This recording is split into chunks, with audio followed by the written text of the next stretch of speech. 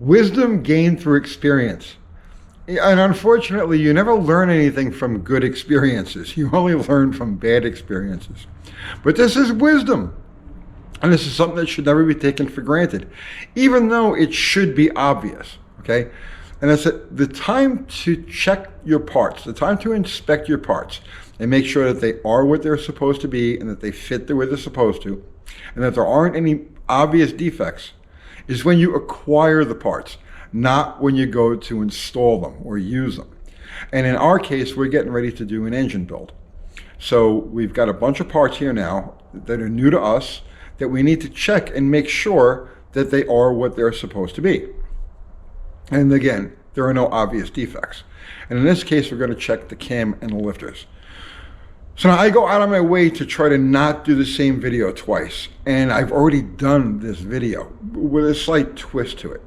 But I really think at this point, it's important. Let's go over this like it's a refresher course. And there's a little twist to this time around. I'll show you the same thing, but in a different way. So we need to check the cam and lifters that are going to go into this engine and make sure that they're ground properly, that the lifters or that the lobes have taper, a proper amount of taper ground into them, and that the lifters have crown ground into them. Now, we've done countless camshaft videos on every aspect of measuring them, installing them, breaking them in. Just search this channel for camshaft and you'll see there's probably 30, 40, 50 videos on this general topic. But, and this is why it's so important to go over this, most of the camshaft failures that have happened over the last several years, and we've been bit a couple of times now, but most of the camshaft failures that have happened over the last several years are due to improperly ground cams and lifters. Cams that don't have enough taper, lifters that don't have enough crown. So why is crown and taper so important? All right, as the cam is rotating in the engine and it's pushing the lifters up, right? And the lifters are coming down, the valve springs are pushing them back down. They stay in contact with the cam lobe. And as they're being pushed up and then returned back down, the lifters need to maintain a spin. If they don't spin, there'll be a localized spot where things get hot, the oil gets pushed out of the way or repelled from that area, and then the next thing you know, it starts eating itself alive. So, crucial, spin on the lifter is everything, right, for longevity purposes. So when you look at a camshaft lobe, it looks like it's ground straight across. Okay, now I mean, using my finger to exaggerate, it's actually ground like this. It's ground on a taper. So one side of the lobe is going to be higher than the other side of the lobe. This is important. This isn't any flat tappet cam. Obviously, this doesn't apply to rollers. But if you're dealing with any flat tappet cam, solid or hydraulic, that taper is an essential element to the design of the cam. Lifters, same way, they look flat across their surface here, their face, but they're not. They're ground with a crown. So the center of the lifter is higher than the outer edges of the lifter. And that relationship is what causes it to spin. We need to make sure that each one of these lobes and each one of these lifters is ground correctly. It doesn't matter what manufacturer you're using, who's grinding the cams. They've all had failures. They've all had failures. And it could just be sloppy machining, somebody asleep at the wheel, could be worn, machinery that they're grinding the cams with. So many different factors come into play that could cause this. But regardless of who you bought this cam from or what the guarantee is or the reputation, it does not make any difference. You have to check each lobe and you have to check each lifter. So in the last video that we did on this, checking lobe and taper and crown, we showed how to do it with a micrometer. This time around we're going to use a caliper, and this actually is probably a better method. So let me sit down. All right, Now, while we're doing this, we're going to make sure that as we're holding the caliper, that both points are going to be on the table. Okay? You can't have this offset at all. Both points are going to be held on the table.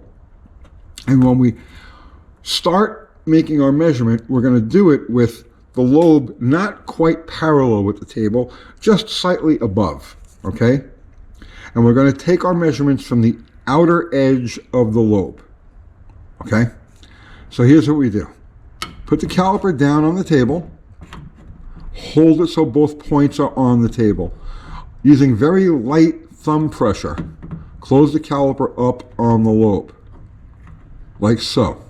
Okay? Now, maintaining very light thumb pressure and keeping the caliper square to the edge of the lobe, like I've got here. You want to rotate the cam. Again, you got to keep light thumb pressure and watch the needle. When it stops moving, you've reached the top of the nose. Okay, so right there. I'm keeping light thumb pressure on it. I'm just going to rock back and forth to make sure I've got that dwell period, right? And that's it right there. Okay, so now I'm going to take this caliper, again, keeping just the lightest thumb pressure, and slide it to the other end of the lobe. And now, you hear that? Okay. So now I'm going to close up the caliper on the lobe, and I'm going to slide it back the other way. Watch the needle. Right there.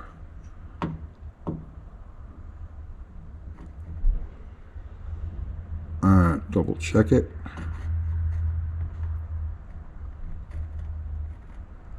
There you go. All right, so we've got a ballpark 2.5, 3/1000ths of an inch difference from this part of the lobe to this part of the lobe. This lobe has sufficient taper. And now we're just going to go ahead and go to the next one. And the same process.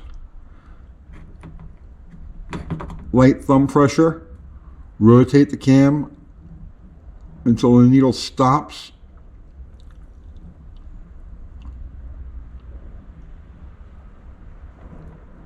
Right there. And I'll go to the other side of the lobe. And you see our taper. You can close it down. Okay. So these lobes have the proper amount of taper in them, or they have sufficient taper. We didn't measure the actual amount, but they have sufficient taper. We know that these things are ground. Okay, you need to check every single lobe. Just because these two are good doesn't mean that the others are. So every single one of these lobes has to be checked. Now, working with the taper on the lobe is the crown on the lifter. So the quick and not so accurate way to check this is to just plug them together like this. Okay, and you rock them back and forth. Okay, you're pushing them together and you're rocking them, and you can see the gap opening and closing. So we know that these have some crown to them. But what if one has crown and the other one doesn't? That's the problem with measuring them that way, or checking them that way. For that, you need a flat piece of glass. I happen to have a flat piece of glass right here. So let's clean that up a little bit. And now we'll put our lifter on our flat piece of glass. And you can see how much we can rock this thing. I'm pushing it against the glass, and you can see how much this thing rocks. So that has sufficient crown in it. Obviously, you want to check each lifter also, each lobe and each lifter. They may have all been ground by the same person at the same time, but you never know, right? You could have 15 good lobes and one that's bad, 15 good lifters and one that's flat. All it takes is one of those things to completely wreck your whole deal, because it'll wipe the cam out wipe the lifters out, send that metal all the way through the engine, and the 20 minutes, a half hour you're going to spend checking each of these lobes and each of the lifters, you're going to pay for that with hours and hours of labor and thousands of dollars worth of trashed stuff. So this is like really important, right? Check everything. So that's just the cam and the lifters. Simple stuff anybody could do at home. Basic tools. If you're going to attempt to do engine building at home, there are certain things you need to have, and calipers and micrometers and things like that. You need to have them, and you need to know how to use them. And you get such cheap stuff out there today that actually works. It's really accurate. $20 will get you a decent caliper. So there you go. I hope you got something out of that. We're not done checking, because now I've got to go through the crankshaft and the bearings and the rings and everything else that they sent with this engine package. But we're going to do it all before we assemble it. We've been down this road before. I'll see you tomorrow.